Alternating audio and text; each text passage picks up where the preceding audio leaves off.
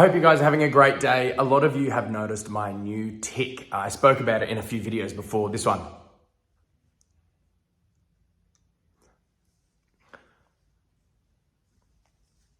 So I have decided that's the one I'm going to focus on to redirect. I only redirect one at a time, and I only redirect a tic that is either painful or really debilitating. And this is actually a really complex tic. There are so many facets to this little tic, so many different dimensions. The best way to start redirecting is registering the tic and understanding what it is that you want to satisfy. What is the itch that your tic wants to scratch? What is the feeling that you're wanting? What is the message that your brain is sending to your body? Everybody's brain self-regulates by firing off signals to the body, and everybody's brain has a gate to stop the unwanted signals from firing through. People with Tourette's have a weak or no gate, so the signals fire through. So you have to work out, well, what is the signal that my brain is sending? You'll find it's not the movement, it's the feeling. So for example, this one, I'm tensing my stomach, my mouth is open, and it's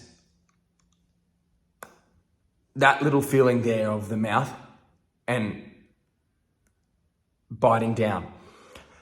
So it's like when you go to a restaurant and you get a deconstructed burger, right? A burger with the bun on the side, the meat patty, the lettuce, the tomato, the cheese. It's a deconstructed burger. So you have to deconstruct the whole tic. You have to analyze what is the sensation that I'm wanting to feel from this tic. And then you have to isolate every single one of them. Now, do not suppress your tics. If you have tics, do not suppress them. Suppressing is the same as not blinking your eyes. You can go for a long period of time without blinking, but it doesn't stop you from blinking, you just blink more later on. So suppressing doesn't help or it doesn't work. But what you do is once you register it, you don't tic straight away. And then individually, you do each little movement. So for example, I was sitting on this couch just before watching a movie, as I do pretty much every day. And I was going, oh, I've got that tic, I've got that tic. Okay, instead of doing the big movement, because I have to do for a long period of time before I'm allowed to do that. So it might be confusing, so hopefully you've stayed with me. What I do is I take some deep breaths, I don't do any tics, and then I will choose, I'm going to do this one. Then I'm going to do this one, tensing of the stomach. And then I'll have a bit of a break and try again. The most important thing is not to get frustrated when you can't control that individual tic.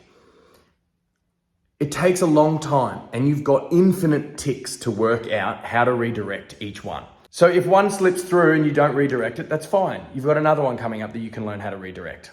The first thing, breathe, choose to tic individually, and then control, this is how I'm going to get that sensation. And teaching your brain, retraining your brain to think, I'm in control of my tics aren't in control of me. That is a really important mindset to have when it comes to redirecting your tics. It can be very hard, very frustrating, very annoying, but if you constantly think that way, each individual tic you will try again and again and again and again.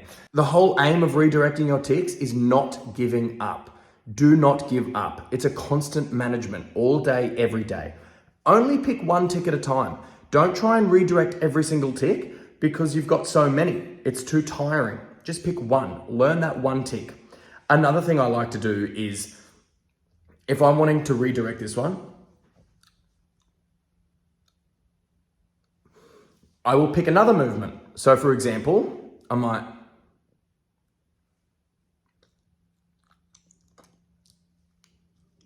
I might do some other movements in my face around the area. So it's here, So another thing to satisfy that might be pushing my tongue down there. It's this sensation here of my chin doing. That is the sensation my brain is telling my body. I want this feeling.